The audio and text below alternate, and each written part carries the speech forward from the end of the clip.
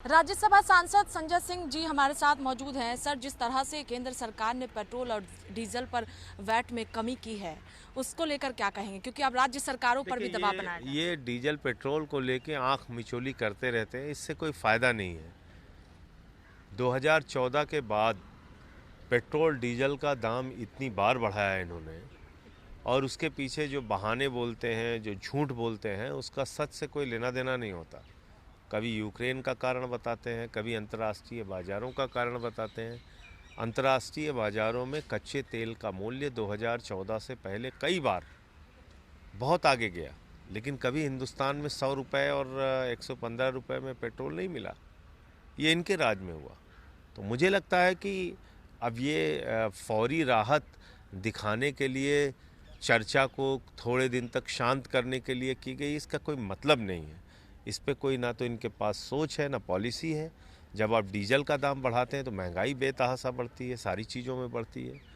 तो ये एक जरिया इन्होंने बना लिया है, डीजल पेट्रोल का दाम बढ़ा बढ़ा के, और उसके ज़रिए आप देश की जनता के जेब खाली कर रहे हैं। लेकिन बीजेपी नेता अब लगातार कह रहे हैं, जितने भी नेता हैं बीजेपी के मंत्री हैं, कह रहे हैं कि अब राज्य सरकारों को वैट में कमी करनी चाहिए, क्योंकि केंद्र सरकार ने एक्साइज ड्यूटी में कमी कर दी है। अब राज्यों को राहत राज्य सरकारें ही दे सकती हैं। तो सारे राज्यों में तो ज़्यादातर बीजेपी है, करके दिखाए, क्या दिक्कत है?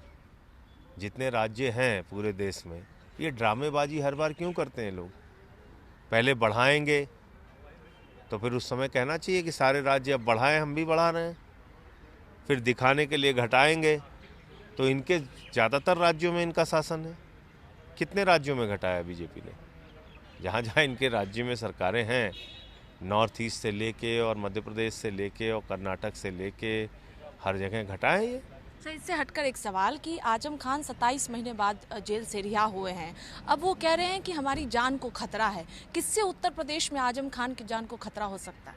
देखिए, उत्तर प्रदेश में फर्जी मुकदमे लिखने का और इनकाउंटर करने का जो सिलसिला और इतिहास सरकार का रहा है, तो किसी को भी अपनी जान का खतरा लगता है। हम लोग तो खुद झेले हुए हैं। 23 मुकदमा लिखा बाबा जी ने मेरे ऊपर, राष्ट्रद्रोह का मुकदमा लगाया।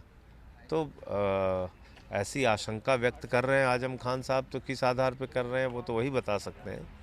लेकिन मैं ये ज़रूर कह सकता हूँ कि एक दुर्भावना के आधार पर काम करने वाली सरकार उत्तर प्रदेश में चल रही है। बहुत शुक्रिया। देखिए, साफ तौर पर कहना है कि जो बीजेपी शासित राज्य है, वहाँ पर पेट्रोल और डीजल में वैट में कमी करनी चाहिए। इसके साथ ही आजम खान जो लगातार अपनी जान का डर बता रहे हैं, इस पर संजय सिंह का कहना है कि हमारे ऊपर भी कई मुकदमा उत्तर प्रदेश में दर्ज है।